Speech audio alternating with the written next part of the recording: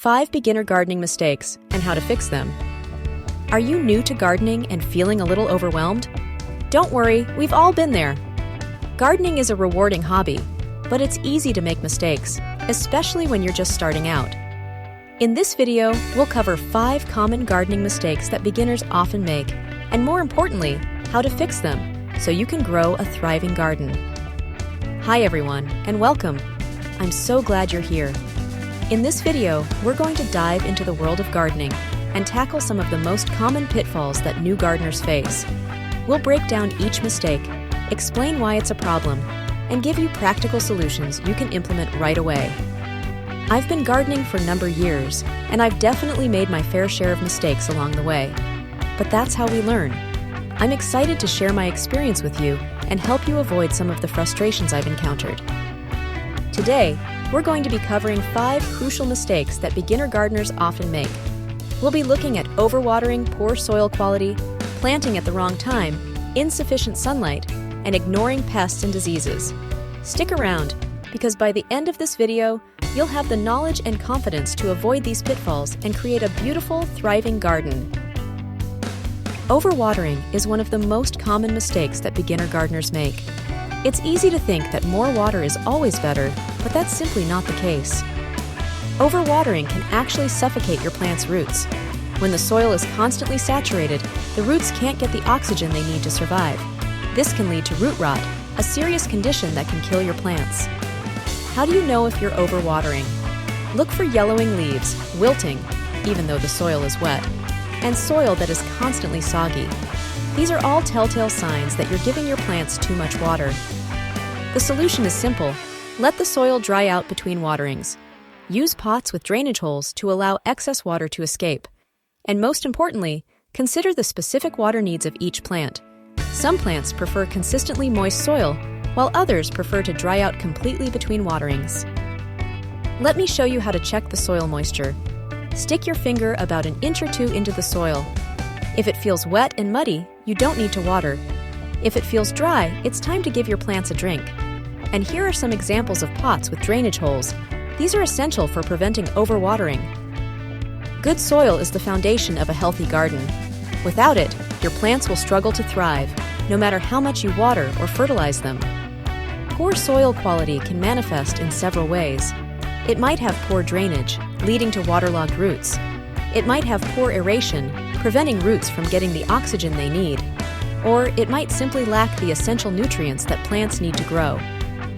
The solution is to amend your soil with organic matter. Adding compost is a great way to improve drainage, aeration, and nutrient content.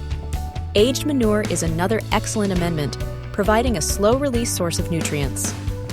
Consider getting a soil test. A soil test can tell you the pH of your soil and the levels of essential nutrients. This information can help you choose the right amendments to improve your soil.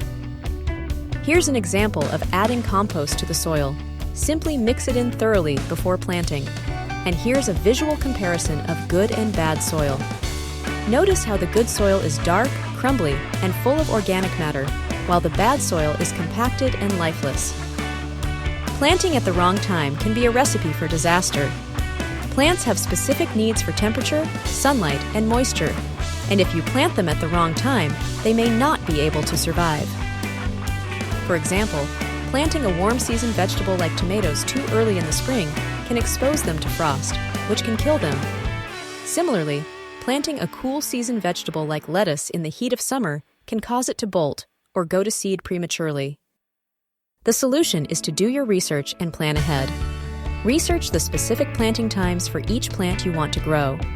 Use planting calendars to help you determine the best time to plant in your area. Consider starting seeds indoors. This allows you to get a head start on the growing season and protect your plants from harsh weather conditions. Let's take a look at a planting calendar. As you can see, it lists the optimal planting times for different vegetables in different regions. And here are some seed packets with planting information. Pay close attention to the recommended planting times for your specific plants. Sunlight is essential for plant health. Plants use sunlight to produce energy through photosynthesis, and without enough light, they won't be able to grow properly. Inadequate light can lead to weak, leggy growth. Plants may stretch towards the light, becoming thin and spindly. They may also produce fewer flowers and fruits. The solution is to assess the sunlight in your garden and choose plants that match the conditions. Observe your garden throughout the day to see how much sunlight it receives in different areas. If you don't have enough sunlight in your garden, you may need to move your plants to sunnier locations. You can also consider using grow lights to supplement natural sunlight. Here's how to assess sunlight in your garden. Simply observe how many hours of direct sunlight different areas receive throughout the day. And here's an example of moving a plant to a sunnier location. Sometimes, a simple change of location can make a big difference. Pests and diseases can quickly damage your plants if left unchecked. Early detection and treatment are crucial for preventing serious problems. Pests like aphids, spider mites, and whiteflies can suck the sap from your plants, weakening them and making them more susceptible to disease. Diseases like powdery mildew, blight, and root rot can also devastate your plants. The solution is to regularly inspect your plants for signs of pests and diseases. Look for unusual spots, holes, or discoloration on the leaves. Identify the problem and use appropriate treatments. Organic pesticides like neem oil and insecticidal soap can be effective against many common pests. Fungicides can be used to treat fungal diseases. Let me show you how to inspect your plants. Look closely at the leaves, stems, and flowers for any signs of pests or diseases. And here are some examples of treatments, like neem oil, which is a great organic option for controlling pests. So, there you have it, 5 common gardening mistakes and how to fix them. Remember to avoid overwatering, improve your soil quality, plant at the right time, provide sufficient sunlight, and keep an eye out for pests and diseases. Now it's your turn. What gardening challenges are you facing?